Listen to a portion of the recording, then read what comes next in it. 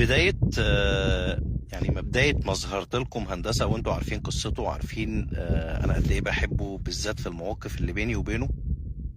لما جيت بمناسبة عيد ميلادي، انا ما اعرفش انتوا فاكرين الواقعة دي او شفتوا الحلقة دي او لا. انا كنت هديت نفسي هدية في بداية عام جديد من عمري بان انا رخصت هندسة واتبنيته عشان احافظ عليه من الشارع. بعد ما اتبنيته طبعا هو جوه احسن اكل، احسن شرب، نومه مرتاحه، ولا بهدله ولا عربيات، مفيش حشرات. الشاور لوحده انا مش عايز اقول لكم اللي انا اديته له قبل ما يخش واتبناه كلفني كام.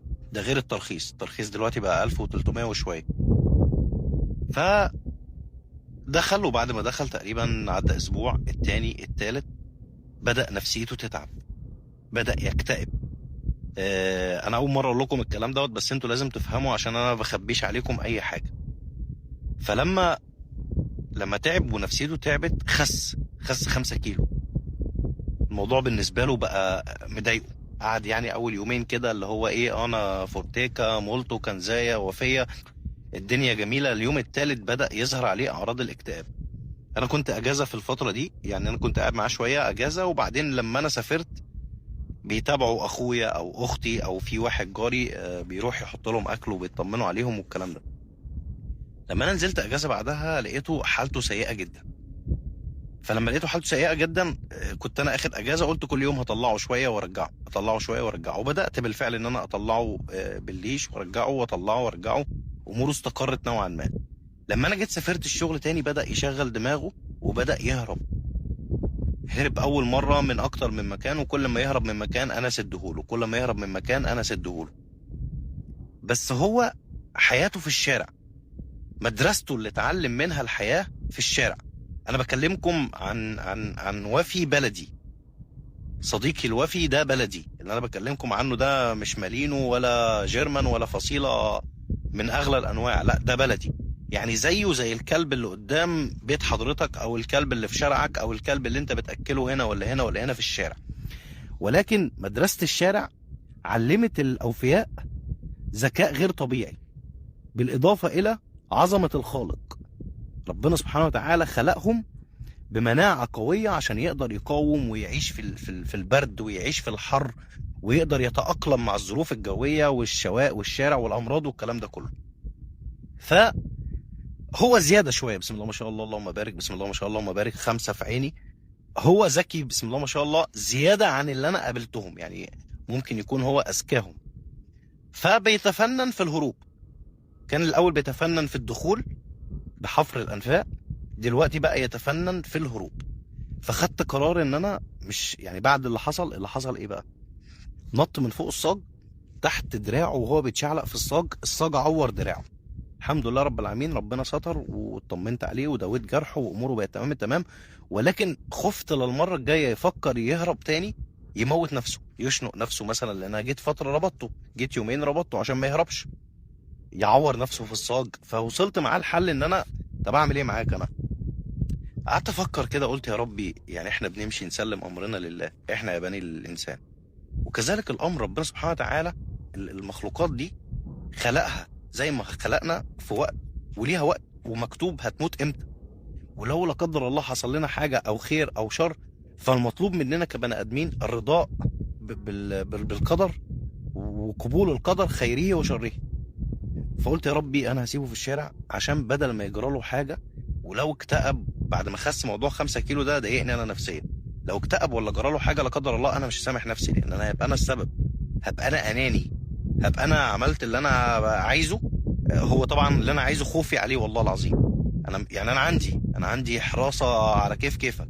عندي فورتيكا وعندي مولتو وعندي كنزايا وعندي وفيه، واموري تمام التمام، وعندي اوفياء في جميع المحافظات. ولكن ده بالذات ليه معزه خاصه. يعني في مثل بلدي كده مصري بيقول لك ما بحبه الا بعد عداوه. هو كان بيني وبينه خصومه، وانتوا عارفين كويس الاحداث دي، مش عايزين نرجع بالزمن ونحكي. وانتوا اغلب الوطن العربي هو اللي عارف قصه الفضيحه بتاع، قصدي قصه الحب بينه وبين فورتيكا. فانا ساتر عليه لحد الان، والعالم العربي بس اللي يعرف. طيب الموضوع التاني دلوقتي، لما انا بقيت اتابعه في الشارع في الفتره الاخيره واركز معاه، ركز معاه جامد، لقيته هو القائد المسيطر. في المربع بتاعي والمربع اللي جنبي. قائد مسيطر، اولويه في تزاوج، اولويه في اكل، اولويه في رفاهيه، اولويه لو في واحد معدي كده هيطبطب عليهم، انا اولى طبطب عليا انا. فالقائد انتوا عارفين شخصيه القائد. في حاجات كتيره انا مخبيها، وفي حاجات كتيره انا مش عايز اوريها لكم، فان شاء الله باذن الله هوريها لكم. طيب، انت ليه مثلا ما تطلعوش تبني في منطقه تانية ولا في مكان تاني؟ هيموت. في بعض الناس، احنا ليه بنقول يعني ما تربيش مخلوقات زي دي، سواء قطط او كلاب، وترجع لما انت مش عارف ظروفك ان انت تبقى تمام، وتجيب مثلا كلب للحراسه، وتقتني كلب للحراسه، وتيجي تفتكر في وقت ما ان انت مش عايزه، عايز تستغنى عنه، مش خلاص يعني وقته انتهى بالنسبه لي، او انا جالي سفريه، او انا لقيت المسؤوليه اكبر مني، سواء كان قطه او كلب. بتعمل ايه؟ بتيجي الواحد زي العبد الفقير لله تقول له انا بدور على حد امين خده عندك، انا بدور على شيلتر هرميه في شيلتر، بدور على حد بيت عيله يتبناه، او حد عنده جنينه، او حد عنده مخزن يتبناه عشان يبقى حراسه، والكلام ده كله. وفكرت في نفسك وما فكرتش في المخلوق ده اللي انت بالنسبه له كل حاجه في الحياه، سواء قطه او كلب. انا عايز اقول لكم المخلوقات دي من كتر ما انا من كتر ما متابع المخلوقات دي ومركز معاها قوي، المخلوقات دي لما بتيجي تغمض عينيها كده وتسرح بتفكر فيك انت، في وقت انت اكلتها فيه، في وقت انت شربتها فيه. يعني انا افتكر في مره من المرات زعقت لمولتو. يعني مولتو كان حصل كده حاجه كده وانا وهو بنهزر، فرحت غاشم في الهزار زعقت له، راح قاعد في ركن في الجنينه لحد اخر اليوم، قاعد ولا عايز ياكل ولا عايز يشرب، مكتئب نفسيا، لحد ما قلت له ايه تعالى مولتو كمين، وقعدت العب معاه وبتاع، فك مولتو هو يعني شخصيته قويه شويه عندي، يعني حساس زياده عن اللزوم. فاحنا بنفكر في نفسنا وبنفكر في ظروفنا، وما بنفكرش في المخلوقات دي واحساسها عامل ازاي. انتوا فاهمين قصدي ايه؟ لان انا فكرت في نفسي، ده في مكان امان وبتاع، لكن هو هينام ويصحى يفكر فيك. 80% من المخلوقات دي لما بيطلع تبني لحد تاني غير اللي رباه ما بيكملش، بيكتئب وبيموت. كذلك الامر موضوع الاكتئاب ده ممكن يحصل للمخلوق لما يكون حياته ودنيته كله بيخدم عليه، افراد مجموعته، امثالكم.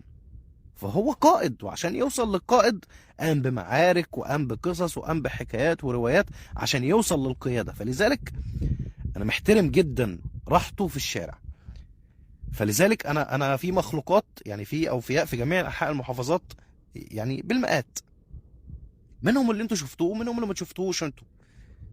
انا بغيب عنهم بالشهر والشهرين والثلاث اسابيع، وبرجع لهم المحافظه اللي باجي لهم، وبروح وباجي، وربنا بفضل الله عز وجل، ربنا يعني خير حافظهم ساترها، عشان عارف ان انا مش عايز احزن. يعني انا حزنت قبل كده وبحزن عليهم والله، وبحزن على فراقهم بالذات، فربنا عالم باللي في قلب الواحد، فلذلك الحمد لله رب العالمين.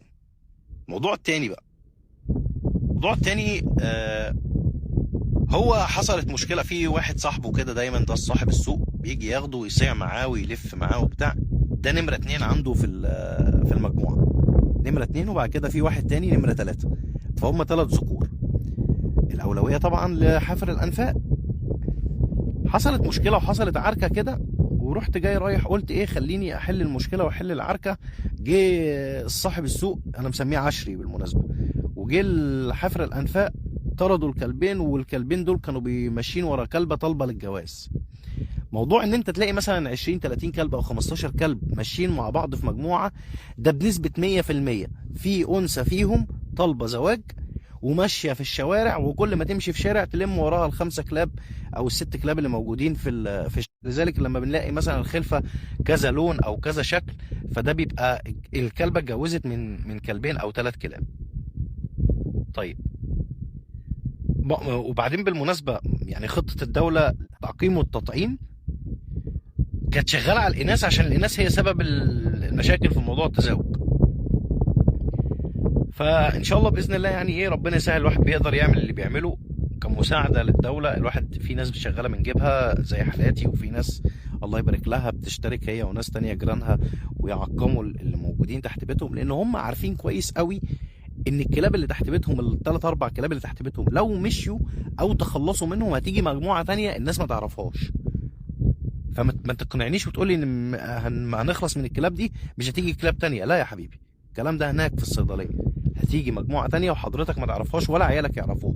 فلذلك الكلاب اللي احنا نعرفها في منطقتنا بنعقمها ونطعمها، بحيث لو لا قدر الله حتى كلب مسعور متجول مشي عندنا، الكلاب دي تطرده من المكان، تضحي بنفسها تطرده من المكان. حتى الكلب المسعور لو عضها هتبقى هي متطعمه تطعيم ضد السعار. وده جرس انذار اول ضد الحراميه. نرجع تاني لموضوعنا مع الهندسه. اتمنى تكونوا سامعيني كويس. انا كنت حابب اقدم للناس قصه حياه القائد، او اوري الناس حياه القائد. بما ان الكلاب في شوارعنا في كل حته، اكيد مفيش حد ما عندوش كلاب، فكنت ناوي اوريكم حياه القائد على هندسه. في بعض المشاهد ممكن انغمش عليها ان شاء الله باذن الله، بس انا ناوي اوريكم الموقف الغريب اللي عمله. انه حس بالخيانه، حس بالخيانه من صاحب السوق اللي هو صاحبه عشري، خانه. فلما خانه عشري كان في وضع مخلل، مش هيعرف يجري منه. وهو في الوضع المخلل، والانثى اللي كانت بتتجوز في المخلل معاه بهدله. زعلت منه بقى، خدت منه موقف. يعني الموضوع بالنسبه لي كان مضايقني جدا، وبتضايق قوي انا لما اجي احط اكل الكلاب والاقي القوي فيهم اللي ياكل، ورغم ان الاكل كتير يسيبوا يعني ما يخليش حد تاني ياكل، حتى لو جراوي او عياله، ياكل هو ويشبع ويضربهم. فده الموضوع ده بيضايقني جدا. فلذلك انا لما اتضايقت وزعلت خدته وديته هندسه في اسماعيليه في البيت.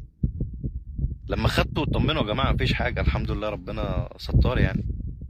لما خدته ووديته البيت بعدها ب3 ايام الامور هديت، بدا يكتئب تاني. طلعته، اول حاجه عملها راح جري عليه وقعد يلعب معاه وصاحبه وبتاع، والامور اتنست وتمام التمام. في نفس اليوم في كلبه طالبه للزواج، كلبه تانية خالص، وماشيه وراها كام جرو، ساعدوا صديقه اللي هو عشري ده ان هو يتجوز، ساعد القائد ان هو يتجوز الكلبه دي.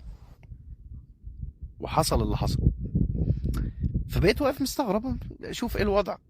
لقيت عشري بيحاول مستني ده عشان هو كمان ايه، و3 4 قاده والدنيا بتقوم معارك. فلذلك ناوي اوريكم حياه القائد في الاكل والتزاوج في حلقه ان شاء الله قريب جدا، وبعرفكم وباكد عليكم ان انا والله ما مقصر معاه. حبسته في الشقه كمان، في مره من المرات حبسته في الشقه. اخويا بيفتح الباب عشان يحط لهم اكل، يا دوب فتح الباب ما قعدش ياكل حتى من الزعل ومن ان هو اتحبس. ما كانش كتير، 9 ساعات. طلع يجري على الشارع، حياته في الشارع، هو لاقي نفسه في الشارع. الجرس الانذار القوي ليا اللي خلاني اوقف اللي انا كنت ناوي عليه لما خس 5 كيلو. فلذلك يا جماعه لازم تتفهموا ان انا الموضوع غصب عني، مش هعرف احكم عليه. يعني انا هو خلاص احنا اصحاب وحبايب، وبشروطي خش البيت عندك بشروطي واطلع بشروطي زي ما كنا الاول. لكن مش عشان انت رخصتني قانونيا ودفعت عليا فلوس تجبرني ان انا اقعد في بيتك. ما تبقاش اناني، سيبني اعيش عيشتي اللي انا بحبها. فلذلك استودعت الله الذي لا تضيع ودائعه، زي ما استودعت عيالي وبنتي واخواتي وزوجتي واهلي. استودعت المخلوقات دي في جميع انحاء المحافظات لما بسيبها وبرجع لها تاني. ارجو ما كنتش طولت عليكم. محتاج رايكم في التعليقات. اذا كنت انا ان شاء الله باذن الله هاخد هاخد